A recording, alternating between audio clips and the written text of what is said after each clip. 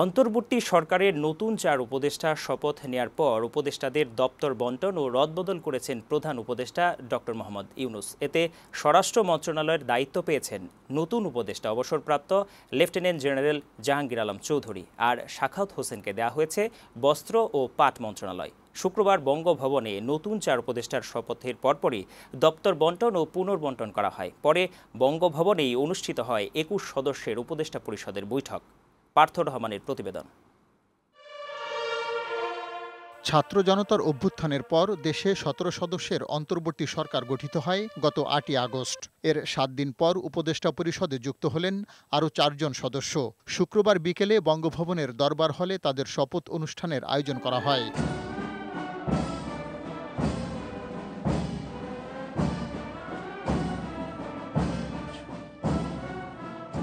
নতুন ৪ উপদেষ্টা সাবেক মন্ত্রিপরিষদ সচিব আলী ইমাম মজুমদার, অর্থনীতিবিদ ওয়াহিদ উদ্দিন মাহমুদ, সাবেক সচিব মোহাম্মদ ফাওয়াজুল কবির খান ও অবসরপ্রাপ্ত লেফটেন্যান্ট জেনারেল জাহাঙ্গীর আলম চৌধুরীকে শপথ পাঠ করান রাষ্ট্রপতি।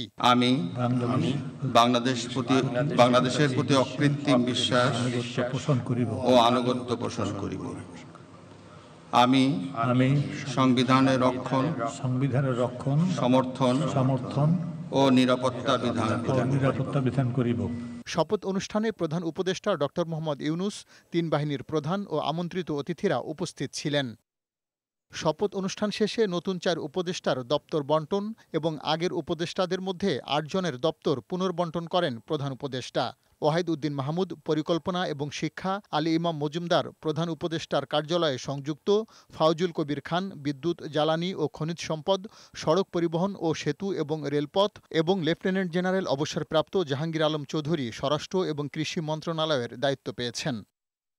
দপ্তর পুনর্বণ্টনের পর পুরনো ৮ জনের মধ্যে সালেউদ্দিন আহমেদ অর্থ এবং বাণিজ্য, আসিফ নজরুল আইন, বিচার ও সংসদ, প্রবাসী কল্যাণ ও বৈদেশিক কর্মসংস্থান এবং সংস্কৃতি মন্ত্রণালয়, আদিলুর রহমান খান শিল্প এবং গৃহায়ন ও গণপূর্ত, সৈয়দা রেজওয়ানা হাসান পরিবেশ, বন ও জলবায়ু পরিবর্তন এবং পানি সম্পদ, নাহিদ ইসলাম ডাক, টেলিযোগাযোগ ও তথ্য প্রযুক্তি এবং তথ্য ও সম্প্রচার মন্ত্রণালয়, আসিফ মাহমুদ যুব ও ক্রীড়া এবং শ্রম ও কর্মসংস্থান, ফারুকী আজম মুক্তিযুদ্ধ বিষয়ক এবং দুর্যোগ ব্যবস্থাপনা ও ত্রাণ এবং ব্রিগেডিয়ার জেনারেল অবসরপ্রাপ্ত সাখাওয়াত হোসেনকে বস্ত্র ও পাট মন্ত্রণালয়ের দায়িত্ব দেওয়া হয়।